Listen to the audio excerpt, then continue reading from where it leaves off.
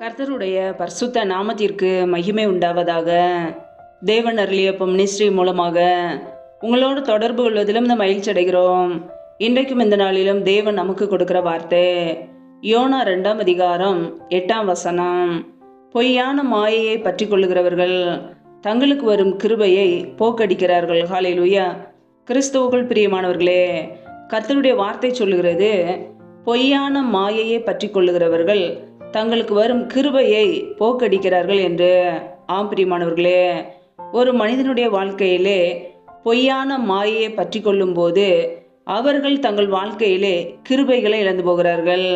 நம்முடைய வாழ்க்கையிலே உண்மையான தெய்வத்தை நாம் ஆராதிக்க வேண்டும். தேவன் ஒருவரே. கர்த்தராய் இயேசு கிறிஸ்துவை ஆராதிக்கும் பொழுது, நாம் அவரையே மகிமைப்படுத்தும் பொழுது நம்முடைய வாழ்க்கையிலே கிருபைகளை நாம் பெற்றுக்கொள்ள முடியும். கர்த்தர் நம்மை அவருடைய கிருபையினாலும் வல்லமையினாலும் நிரப்புவார். ஹல்லேலூயா. பொய்யான மாயையை யாரெல்லாம் பற்றி கொள்கிறார்களோ அவர்கள் கிருபைகளை இழந்து போவார்கள். பிரியமானவர்களே, நம்முடைய வாழ்க்கையிலே உண்மையான தெய்வத்தை நாம் ஆராதிக்கிறோமா அல்லது பொய்யான காரியங்களுக்கு இடம் கொடுக்கிறோமா என்பதை ஆராய்ந்து பார்க்க வேண்டும். வேதத்தில் நாம் வாசிக்கிறோம், உபாகமம் 32ஆம் அதிகாரம் 21ஆம் வசனத்திலே, தெய்வம் அல்லாதவைகளினால் எனக்கு எரிச்சலை மூட்டி தங்கள் மாயைகளினால் என்னை கோபப்படுத்தினார்கள் என்று கர்த்தருடைய வார்த்தை கூறுகிறது.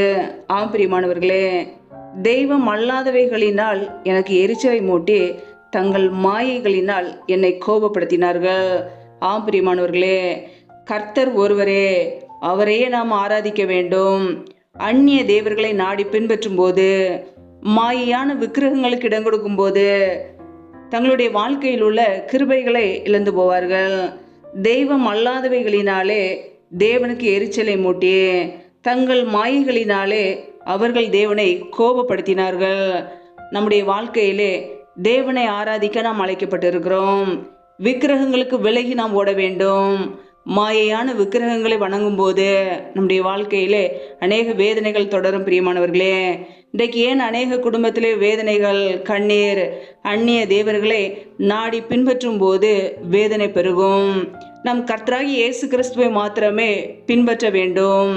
அவரே நம்மை உண்டாக்கியவர், அவர் ஒருவரே ஆராதனைக்குரியவர். ஹல்லேலூயா. அவரையே நாம் மகிமைப்படுத்த வேண்டும். நம்முடைய வாழ்க்கையிலே பொய்யான ஒரு வாழ்க்கை வாழும்போது, அந்நிய தேவர்களை நாடி பின்பற்றும் போது ஆசீர்வாதங்களையும் நன்மைகளையும் கிருபைகளையும் நாம் இழந்து போவோம். நம்முடைய வாழ்க்கையிலே நாம் யாரை பின்பற்றுகிறோம்? ஜீவனுள்ள தேவனை ஆராதிக்கிறோமா? கர்த்தரை மாத்திரம் பின்பற்றுகிறோமா? அவருடைய வார்த்தைகளை பின்பற்றுகிறோமா என்பதை ஆராய்ந்து பார்ப்போம். ஹல்லேலூயா. வேதத்தில் நாம் வாசிக்கிறோம், 144ஆம் சங்கீதம் 4ஆம் வசனத்திலே, மனுஷன் மாயைக்கு ஒப்பாயிருக்கிறான், அவன் நாட்கள் கடந்து போகிற நிழலுக்கு சமானம் என்று கர்த்தருடைய வார்த்தை மிகவும் தெளிவாக கூறுகிறது. பிரியமானவர்களே, மனுஷன் மாயைக்கு ஒப்பாயிருக்கிறான்.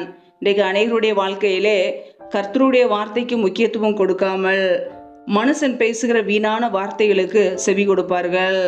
மனுஷன் மாயைக்கு ஒப்பாயிருக்கிறான், அவன் நாட்கள் கடந்து போகிற நிழலுக்கு சமானம்.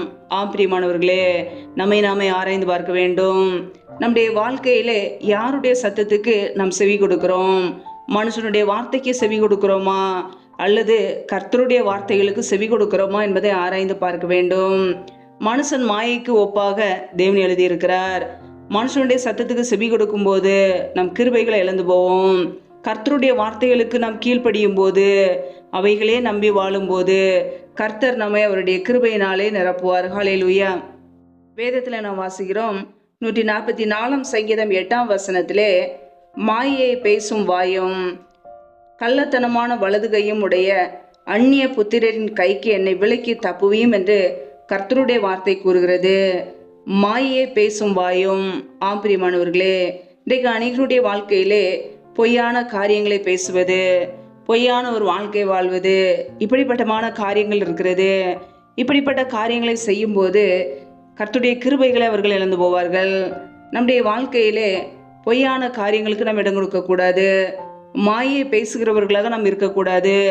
சத்தியத்தை பேசுகிற ஜனங்களாக நாம் இருக்க வேண்டும். கர்த்தராய் இயேசு கிறிஸ்து, நானே வழியும் சத்தியமும் ஜீவனுமாய் இருக்கிறேன் என்றார். சத்தியமாகிய இயேசு கிறிஸ்துவை நாம் பின்பற்றும் போது உண்மையாய் வாழும்போது நம்முடைய வாழ்க்கையிலே கிருபைகளையும் நன்மைகளையும் நாம் பெற்றுக்கொள்ள முடியும். ஹல்லேலூயா. இன்றைக்கு ஏன் அநேகருடைய வாழ்க்கையிலே கிருபைகளை இழந்து போகிறார்கள்? பொய்யான மாயைகளுக்கு இடம் கொடுத்து, பொய்யான காரியங்களை பின்பற்றும் போது, விக்கிரகங்களை பின்பற்றும் போது, மனிதனுடைய சத்தத்துக்கு செவி கொடுக்கும்போது தங்களுடைய வாழ்க்கையில் உள்ள கிருபைகளை இழந்து போகிறார்கள். ஒருபோதும் அப்படிப்பட்ட காரியங்களுக்கு இடம் கொடுக்காதபடிக்கு நம்முடைய வாழ்க்கையிலே இயேசு கிறிஸ்துவை பின்பற்றுவோம். நன்மையும் கிருபையும் நம்முடைய குடும்பத்தை தொடரும். அவருடைய கிருபையினாலே நம்மை நிரப்புவார். நம்முடைய தேவன் மிகுந்த கிருபை உள்ளவர். அவருடைய இரக்கங்களுக்கு முடிவே இல்லை. நம்மை ஆசீர்வதிக்கிறவர், நம்முடைய குடும்பத்தை பாதுகாக்கிறவர். ஒவ்வொரு நாளும் அவருக்கு பிரியமுள்ளவர்களாய் வாழும்போது முடிவு பரியந்தமும் நம்மை நடத்துவார். அவருடைய கிருபையை நமக்கு கொடுப்பார். அதிகாலையிலே காத்திருக்கும் போது புதிய கிருபையினால் நம்மை நிரப்புவார். அவருடைய கிருபையினாலே நம் ஜீவனோடு வாழ்கிறோம். அந்த கிருபைகளை ஒருபோதும் வீணாக்க கூடாது, ஒருபோதும் இழந்து போகக்கூடாது.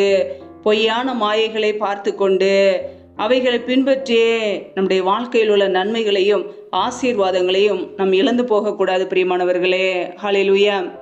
வேதத்தில் நாம் வாசிக்கிறோம், எபிரேயர் 12:15 ஒருவனும் தேவனுடைய கிருபையை இழந்து போகாதபடிக்கும் யாதொரு கசப்பான வேர் முளைத்தெலும்பி கலக்கம் உண்டாக்குகிறதினால் அநேகர் தீட்டுப்படாத படிக்கும் என்று கர்த்தருடைய வார்த்தை சொல்கிறது.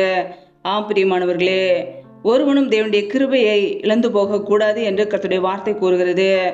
எப்பொழுது ஒரு மனிதனுடைய வாழ்க்கையிலே தேவனுடைய கிருபைகளை இழந்து போகிறார்கள்? இருதயத்திலே கசப்பு வரும்போது, யார் மீதாவது கசப்பு, வெறுப்பு, வைராக்கியங்கள் வரும்போது கர்த்தருடைய கிருபைகளை அவர்கள் இழந்து போகிறார்கள். நம்முடைய வாழ்க்கையிலே யாவரோடும் சமாதானமாய் இருக்க வேண்டும், பரிசுத்தம் உள்ளவர்களாய் வாழ வேண்டும். பரிசுத்தமோடு வாழும்போது கர்த்தரை நாம் தரிசிக்க முடியும். பரிசுத்தம் இல்லாமல் ஒருவனும் கர்த்தரை தரிசிப்பதில்லை என்று வேத வசனம் கூறுகிறது. நம்முடைய இருதயம் பரிசுத்தமாக்கப்பட வேண்டும். இருதயத்திலே கசப்பு, வெறுப்பு, வைராக்கியங்கள் இருக்கும் என்றால் நம்முடைய வாழ்க்கையிலே ஆசீர்வாதங்களையும் கிருபைகளையும் நாம் இழந்து போவோம். பிரியமானவர்களே, ஒருபோதும் தேவனுடைய கிருபைகளை நாம் இழந்து போகக்கூடாது. அவருடைய கிருபையினால் நாம் நிரப்பப்பட வேண்டும்.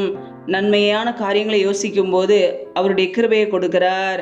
கர்த்தரை குறித்த ஒரு பயத்தோடு நாம் வாழும்போது அவருடைய கிருபையினாலே நம்மை நிரப்புகிறார்.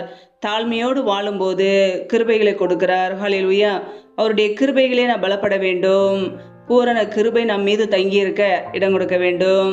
கர்த்தருடைய பிள்ளைகள் ஒவ்வொரு நாளும் கர்த்தருக்கு பிரியமுள்ளவர்களாய் வாழ்கிறோமா என்பதை ஆராய்ந்து பார்ப்போம். கர்த்தரை குறித்த ஒரு பயத்தோடு வாழும்போது அவருடைய கிருபை அவ்வளவு பெரிதாக நம் மீது தங்கியிருக்கும். அவருடைய கிருபையை நம்மை தாங்குகிறது. அவருடைய கிருபையை நம்மை நடத்துகிறது. நம் நிர்மூலமாகாமல் இருப்பது கர்த்தருடைய கிருபையே. அந்த கிருபையை பெற்றுக்கொள்ள ஒவ்வொரு நாளும் தேவ சமூகத்திலே காத்திருப்போம். காத்திருந்து கிருபைகளையும் புதிய பலனையும் வல்லமையும் பெற்றுக்கொள்வோம். கர்த்தரையும் அவருடைய வல்லமையும் நாடுங்கள், அவருடைய சமூகத்தை நித்தமும் தேடுங்கள் என்று வசனம் சொல்கிறது. ஒவ்வொரு நாளும் அவருடைய கிருபைக்காக தேவ சமூகத்திலே காத்திருப்போம். நம்முடைய குடும்பத்தை கர்த்தர் பாதுகாப்பார், வழி நடத்துவார், ஆசீர்வதிப்பார். ஹல்லேலூயா. கர்த்ததாமே இந்த வார்த்தைகளின்படியே உங்களை ஆசீர்வதிப்பாராக. ஆமேன். நம்மை நாமே அவருடைய சமூகத்திலே தாழ்த்தி அர்ப்பணித்து ஜெபிப்போம். ஜெபம். எங்களை அதிகமாய் நேசிக்கிற எங்கள் அன்பின் பரலோக தகப்பனே, மை துதிக்கிறோம், ஸ்தோத்திரிக்கிறோம். அப்பா, இந்த இரவு வேலைக்காக மை துதிக்கிறோம், ஸ்தோத்திரிக்கிறோம். ஒவ்வொரு நாளும் கனிமணி போல எங்களை பாதுகாத்து கிருபையோடு, ஜீவனோடு, சுகத்தோடு, பலத்தோடு, ஆரோக்கியத்தோடு எங்களை வைத்திருக்கிறீரே, உமக்கு நன்றியப்பா. உடைய வார்த்தைகளோடு எங்களோடு பேசினீரே, அதற்காக ஸ்தோத்திரம். இணைந்து ஜெபிக்கிற ஒவ்வொரு குடும்பங்களையும் உடைய கரங்களிலே தருகிறோம். கர்த்தர் தாமே ஒவ்வொரு குடும்பங்களையும் பாதுகாத்துக் கொள்வீராக. பிள்ளைகள் என்னென்ன காரியங்களுக்காக, தேவைகளுக்காக தேவ சமூகத்திலே ஜெபிக்கிறார்களோ எல்லாத்தையும் வாய்க்க பண்ணுங்கப்பா. எந்தெந்த குடும்பங்களிலெல்லாம் என்னென்ன சூழ்நிலைகளில் கஷ்டப்படுகிறார்களோ கர்த்தர் அந்த குடும்பங்களை தொடுங்க, ஆசீர்வதிங்க. கைகளின் பிரயாசங்களை பெருக பண்ணுங்க. வேலைகளை, தொழில்களை, வியாபாரங்களை ஆசீர்வதிங்க. பிள்ளைகளை கடன் கொடுக்கிறவர்களாய் மாற்றுங்க. தரித்திர நிலைமைகள், வறுமைகள் எல்லாம் நீங்கி போகட்டும். கர்த்தரை ஒவ்வொரு குடும்பத்தையும் ஆசீர்வதித்து பெருக பண்ணுவீராக. இப்படி நன்மையினால் நிரப்புங்கப்பா. யாரெல்லாம் பலவீனத்தோடு, வியாதியோடு கஷ்டப்படுகிறார்களோ கர்த்தர் அவர்களை தொட்டு சுகமாக்குவீராக. இப்படியே சுகமாக்கும் கரம் பிள்ளைகளை தொட்டு சுகமாக்கட்டும், விடுதலையாக்கட்டும். பலவீனத்திலே உடைய பலன் பரிபூரணமாய் விளங்கட்டும். இப்படி நன்மையினால் நிரப்புங்க. யாரெல்லாம் வேலை இல்லாமல் கஷ்டப்படுகிறார்களோ பிள்ளைகள் படிப்பு கேட்ட நல்ல வேலைகளை ஏற்படுத்தி கொடுங்க. தடைகள் எல்லாவற்றையும் நீக்கி போடுங்கப்பா. யாரெல்லாம் கர்ப்பத்தின் கனிக்காக ஜெபிக்கிறார்களோ என் தேவன் அந்த குடும்பங்களை ஆசீர்வதிங்க. பிள்ளைகள் கர்த்தரால் ஒரு சுதந்திரம், கர்ப்பத்தின் கனி அவரால் கிடைக்கும் பலன் என்று வேதத்தில் நாங்கள் வாசிக்கிறோம். என் தேவன் ஆசீர்வதிங்க, அப்படியே நன்மையினால் நிரப்புங்க. இந்த இரவு நேரத்தில் இன்பமான தூக்கத்தை கொடுங்கப்பா.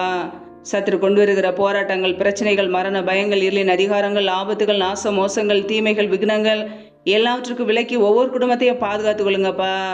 இணைந்து ஜெபிக்கிற ஒவ்வொரு குடும்பங்களையும் அளவில்லாமல் ஆசீர்வதிப்பீராக, இப்படி நன்மையினால் நிரப்புவீராக. கர்த்தரின் ஆசீர்வாதமே ஐஸ்வர்யத்தை தரும், அதனோட வேதனையை கூட்டார் என்ற வசனத்தின்படி பிள்ளைகளை ஆசீர்வதித்து இப்படி ஐஸ்வர்யத்தினால் நிரப்புங்க. எந்த வேதனைகளோ துன்பங்களோ துக்கங்களோ பிள்ளைகளை தொடாதபடிக்கு வேலியடைங்க. ஏசு கிறிஸ்துவின் ரத்த கோட்டைகளை மூடி மறைத்து கொள்ளுங்கப்பா. இப்படி கரங்களிலே தாழ்த்தி ஒப்பொழுது ஜெபிக்கிறோம். ஏதெந்த குடும்பங்களிலெல்லாம் சமாதானம் இல்லாமல், நிம்மதி இல்லாமல், கணவன் மனைவிக்கிடையே பிரிவினோடு வாழ்கிறார்களோ கர்த்தர் அந்த குடும்பங்களை சந்திங்க. தேவ சமாதானத்தினால் நிரப்புங்க. சிலுவையில் சிந்திய ரத்தத்தினாலே எங்களுக்கு சமாதானத்தை உண்டாக்கியவர். ஒவ்வொரு குடும்பத்திலும் தெய்வீக சமாதானம் ஆளுகை செய்யட்டும். இப்படி நன்மையினால் நிரப்பி ஆசீர்வதிங்கப்பா. இப்படியே கரங்களிலே தாழ்த்தி ஒப்பொடுத்து ஜெபிக்கிறோம். எங்களுடைய வாழ்க்கையிலே பொய்யான மாயை பற்றி கொண்டு கிருபை இழந்து போகாதபடிக்கு உண்மையான தெய்வமாகிய இயேசு கிறிஸ்துவை பற்றி கொள்ள எங்களுக்கு கிருபைகளை கொடுங்கப்பா. உண்மையை நாங்கள் ஆராதிக்க வேண்டும், உண்மையை நாங்கள் பின்பற்ற எங்களுக்கு கிருபை கொடுப்பீராக. உண்மை அதிகாலையிலே தேட எங்களை அர்ப்பணிக்கிறோம். ஒவ்வொரு குடும்பங்களையும் ஆசீர்வதிங்கப்பா. இப்படி கரங்களிலே தாழ்த்தி ஒப்புக்கொடுக்கிறோம். ஜீவனுள்ள நாட்களெல்லாம் நன்மை கிருபையும் தொடரும் என வசனத்தின்படி ஒவ்வொரு குடும்பத்தையும் ஆசீர்வதிங்க. இப்படி நன்மைகளினாலும் கிருபைகளினாலும் நிரப்பி ஆசீர்வதிங்கப்பா. முற்றிலுமாக தாழ்த்துகிறோம். அதிகாலையில் எழுந்து உடைய சமூகத்திலே காத்திருக்க, உம்மை துதிக்க, உடைய நாமத்தை உயர்த்த எங்களை அர்ப்பணிக்கிறோம். எங்களை ஆசீர்வதிங்க, பாதுகாத்து கொள்ளுங்க. எல்லா துதி கன மகிமையெல்லாம் ஒருவருக்கே செலுத்துகிறோம். ஏசு கிறிஸ்து மூலம் ஜெபிக்கிறோம் ஜீவனுள்ள நல்ல பிதாவே, ஆமேன். கர்த்தர் தாமே உங்களையும் உங்கள் குடும்பங்களையும் ஆசீர்வதிப்பாராக. ஆமேன். Thanks for watching. Please subscribe our channel. Click the like and share. Click the bell. God bless you.